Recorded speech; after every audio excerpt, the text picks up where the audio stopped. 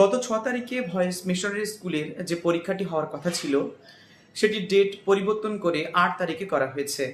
আগামীকাল 8 তারিখ voice missionary স্কুলের পশ্চিমবঙ্গের বিভিন্ন জায়গাতে সেন্টারে পরীক্ষা হতে চলেছে। পরীক্ষা শুরু হওয়ার ঠিক 1 ঘন্টা আগে ক্যান্ডিডেটকে সেখানে পৌঁছাতে হবে। আগামীকাল 8 তারিখে ভয়েস মিশনারি স্কুলের প্রবেশিকা পরীক্ষাটি সম্পন্ন হবে। আবারও বলে রাখি, প্রাকৃতিক দুর্যোগ ও অন্যান্য কারণে গত 6 তারিখে যে পরীক্ষাটি হওয়ার কথা ছিল সেই পরীক্ষার ডেট পরিবর্তন করে 8 তারিখ করা হয়েছে। আগামীকালকে আগামীকালকে 8 তারিখে ভয়েস মিশনারি স্কুলের পক্ষ থেকে প্রবেশিকা পরীক্ষা নেওয়া হবে এবং সেই পরীক্ষা শুরুর 1 ঘন্টা আগে স্টুডেন্টকে সেখানে পৌঁছে যেতে হবে।